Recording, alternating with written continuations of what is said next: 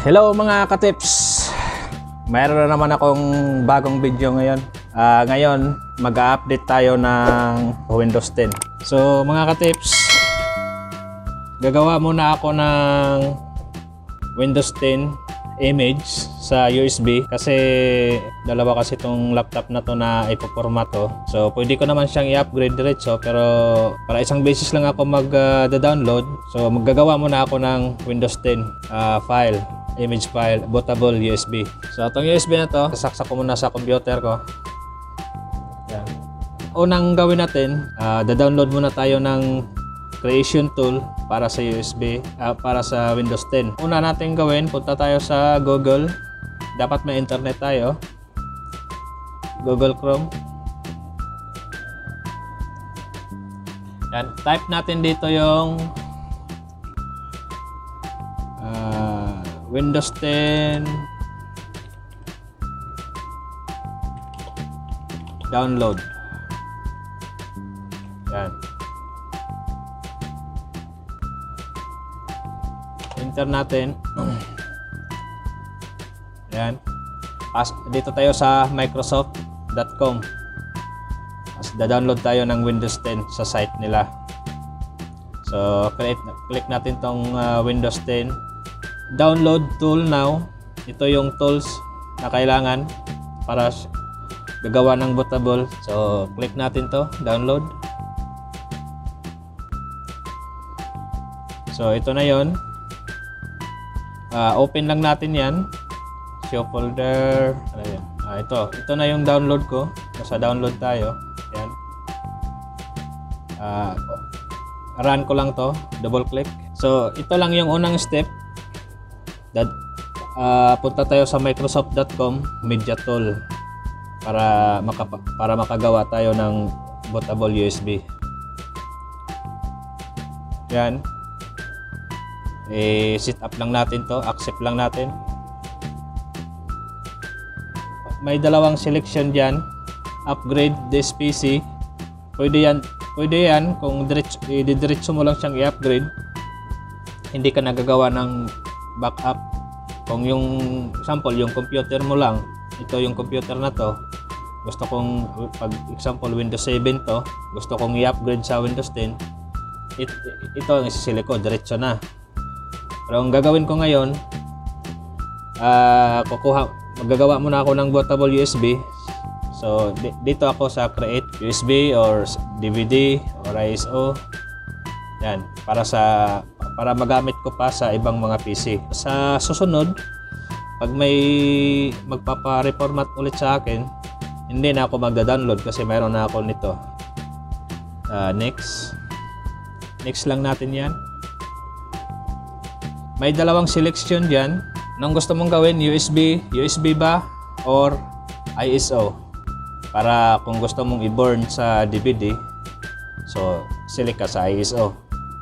Pero ang gagawin ko ngayon is USB, bootable. So USB ang gamit ko, select ko yung USB flash drive. Yan, ito na yung USB ko, drive G. So next. Yan, nagda-download na siya. So abangan na lang natin yan matapos. So tapos na. Your USB flash drive is ready. So yan. Tapos na yung paggawa natin ng image ng Windows 10 na bootable USB. So click natin yung finish. Yan. So naka-shutdown na yung laptop. Nakasaksak na yung USB, yung USB bootable natin. So on natin, power. Yung ASUS, ano yan, skip button para pupunta tayo sa boot option device. Yan.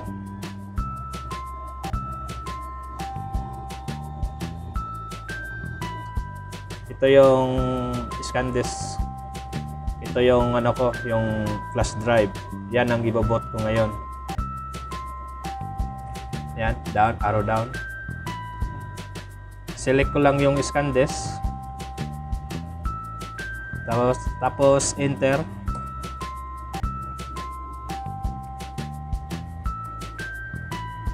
Yan, nagbabasa na siya, nagbobot na siya sa Windows. Yan.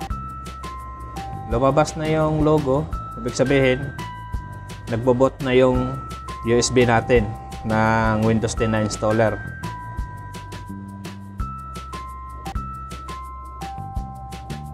Namatay.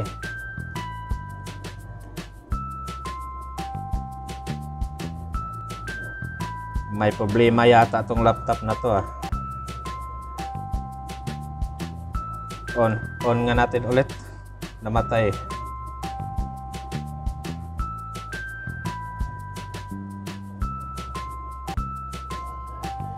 Yan, press escape. Yan, escape ko.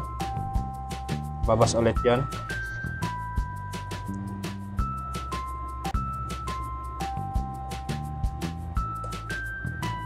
Enter natin ulit. Kung mag-shutdown pa rin to, parang nag-overheat siya, mainit yung ano. Kailangan linisin din tong laptop na to, kaya pala naghahang, tsaka umuugong siya, mainit. Kahit malamig dito sa loob dapat hindi siya ganito kainit. Yan, lumabas ulit yung ano, lumabas na ulit yung logo niya. Yan. Namamatay siya.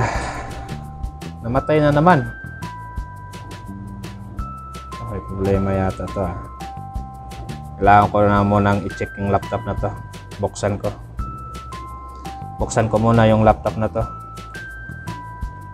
Format ko na sana yung laptop na to, kaso nag-auto shutdown siya. Parang kailangan ko munang tingnan sa loob, baka nag-overheat siya. Check ko muna.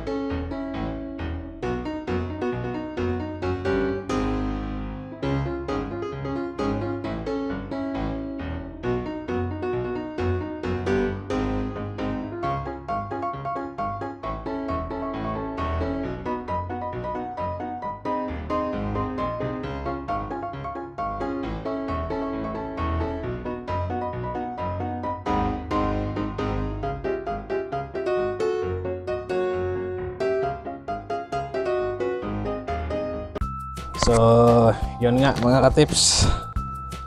Kala ko simpleng reformat lang, nauwi sa baklasan. Nag-overheat yung processor. Nag-auto shutdown siya, hindi matuloy-tuloy yung reformat ko. Binuksan ko siya kanina, nilinis ko yung processor, tapos nilagyan ko ng bagong thermal paste para babalik yung dating lamig niya. So ngayon, susubukan ko ulit mag-reformat. Sana maging okay na to.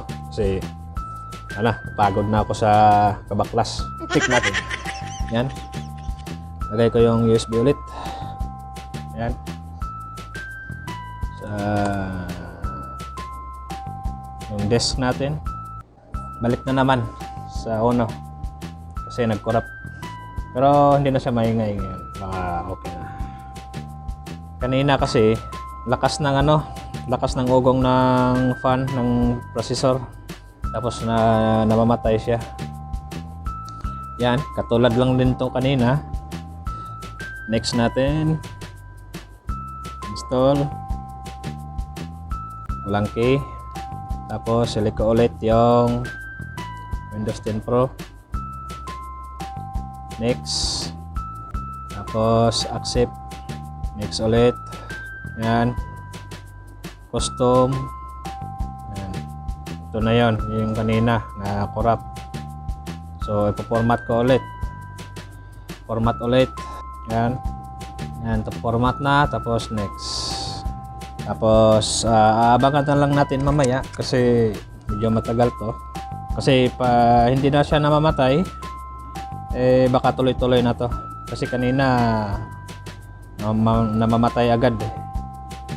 Go overheat. Ngayon, okay na siguro. Malamig na, hindi na masyadong mainit.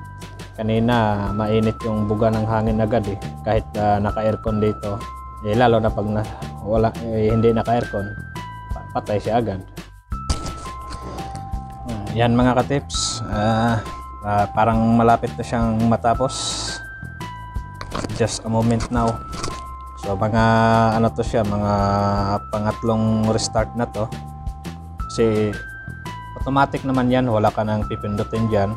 Yung may mga question. Tapos next, i-fill upan lang yon, tapos patapos na. Yan mga ka-tips, may lumabas na ano, nagpa-pop up na yung region niya. So select natin. Yan.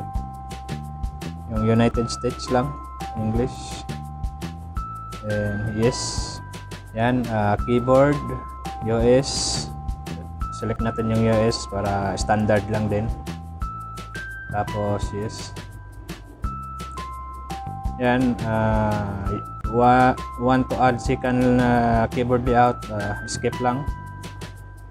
Isang layout lang ang kailangan ko. Skip ko lang yan. Yan, so maghahanap na siya ng network connection.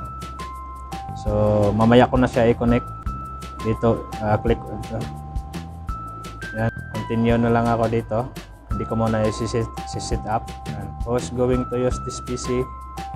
Yan, yung pangalan mo o pangalan ng may-ari. Pangalan ko na lang dito, user. Tapos next ko na. Ayan, password. Hindi ko nalagyan ng password. Next ko ulit. I-default ko na lang yan. Accept ko na lang yan lahat. Yes, accept. So may Let's Cortana, not now. Ayaw ko muna ng Cortana. Mga question lang naman yun. Search. So hintayin na lang natin mamaya ulit. Yan. Successful na yung pagre-reformat natin ng Windows 10. So yun mga ka-tips, natapos rin. Medyo natagalan ako doon sa paggawa ng laptop na yon. Kaya yun, natapos din. Mga 4 na oras ko rin siguro ginawa yon. Okay mga ka-tips, salamat sa panonood. Please like and subscribe my channel para updated kayo sa susunod ko pang video gagawin. Okay, salamat. Bye-bye.